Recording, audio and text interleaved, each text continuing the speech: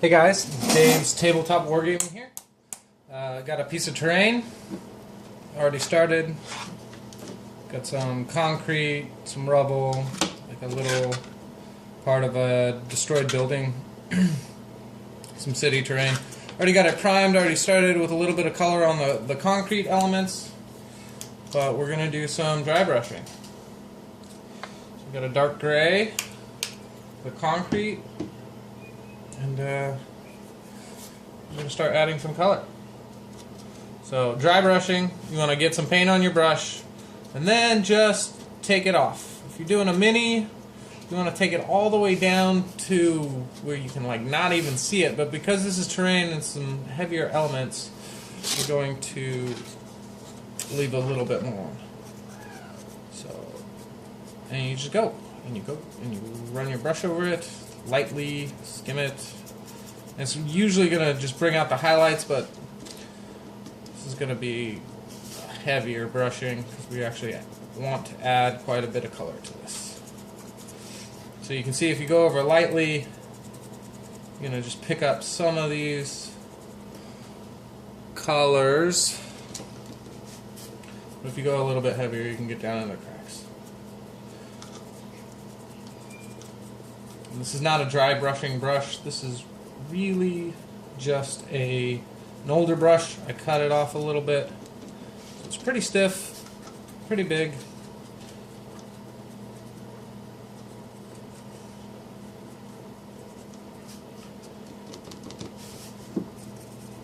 We're going to want to get into all these crevices because after we do the gray, we're going to come back over with this white.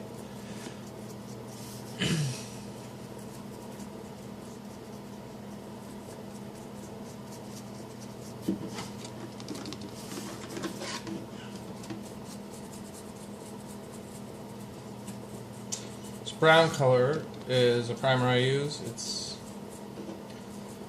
actually for spraying on rusted metal to paint. It's really good. Sticks to just everything. Absolutely everything.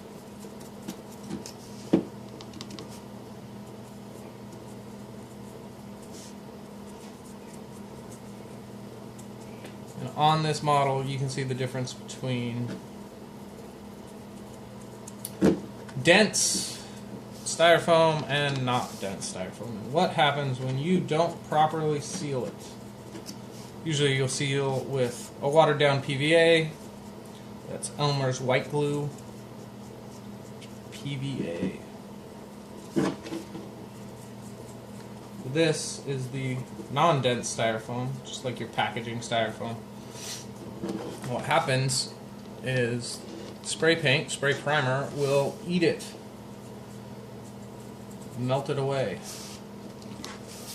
And the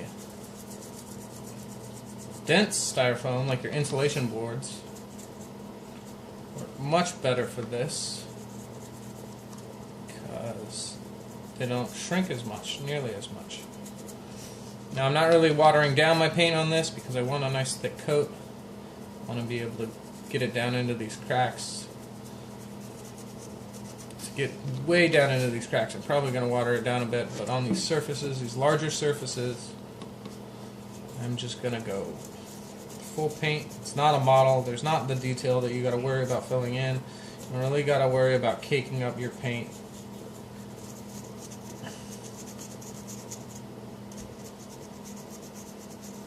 And we'll just see what kind of effects we get.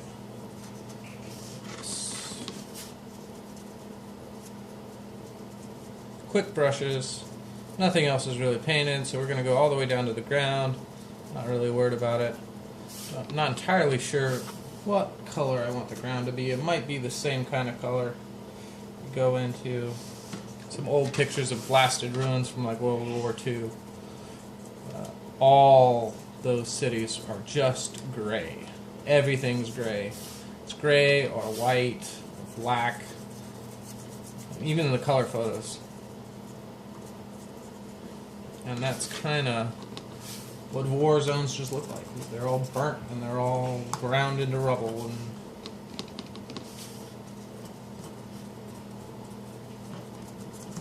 So again, trying to get it down into as many crevices as I can.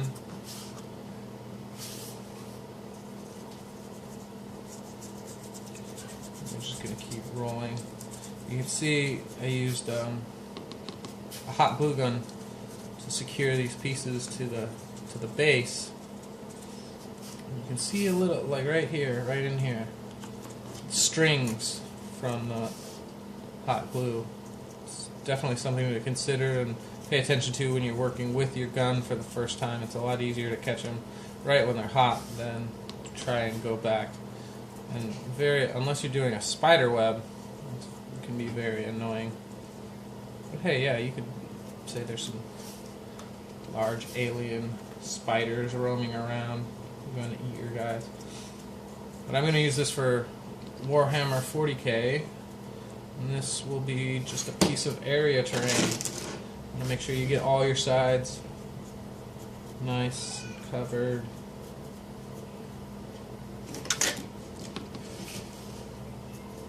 And remember, it's always a lot easier once you have a paint out to stick with that color.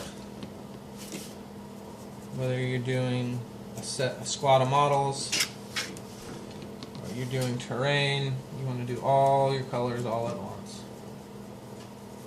and layer them up.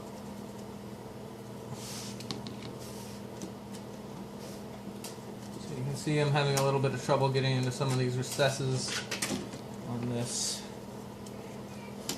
melted styrofoam. So we're going to water down our paint just a little bit.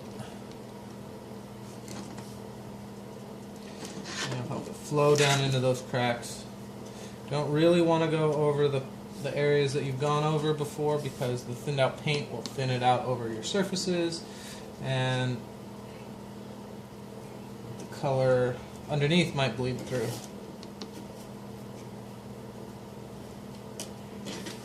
So we're just going to keep going after all those pockets. I really wish I had done a better job with the PVA of sealing this, because I wouldn't have all these pockets. But because I kind of like this piece, I'm not going to say it's amazing, but it's nice. I'm going to keep it. So, get a little bit more water in my paint. Try to get down into some of these cracks.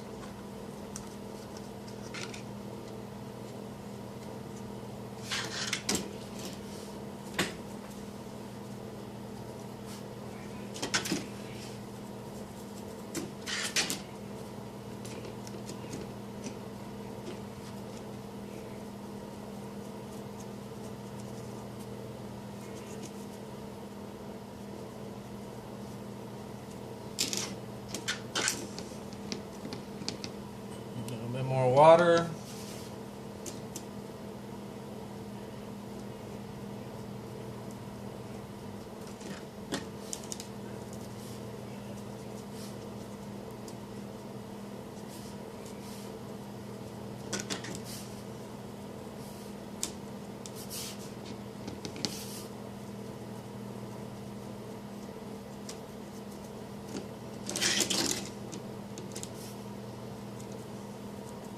Got our little piece of broken pipe over here. Not entirely sure what color I'm going to do that. It's actual copper pipe, so if I took some sandpaper to it, it could look really nice. Just copper tubing.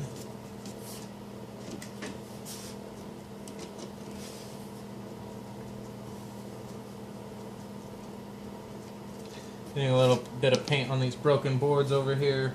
Not the biggest concern, because I'm going to paint those after I painted these other sections. You should, as a general rule, start from the lower layers and work your way out. So, because it's going to be so much harder to get your brush into these tight corners, you're almost always going to get some paint on the higher surfaces. So, get down in, get low.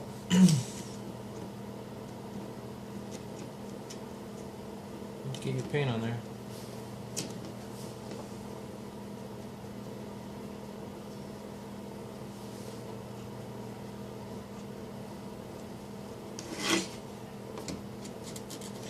If you get too much paint, or you want to do a contrasting color, something that's not going to cover up well, you can just get a bunch of water on your brush and use it kind of like a toothbrush and just scrub it clean. Clean my brush off, just get some water on it. And you can just scrub it down. You can see the paint's there. And then dry off your brush and pick up the excess.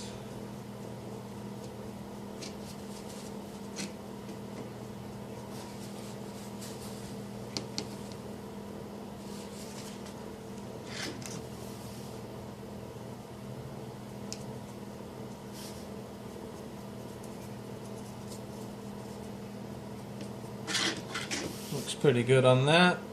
See, that dense styrofoam works out so much better. But when you're trying to get into all these pockets, another thing I could have done is gone back over it with some undiluted PVA, just straight white glue, and kind of filled in quite a bit. Could have filled in a lot of these cracks and pores. But again, the best way to do it would have been to get a good seal on it the first time, or just use dense PVA. So there's the base coat for our concrete blocks on our urban terrain.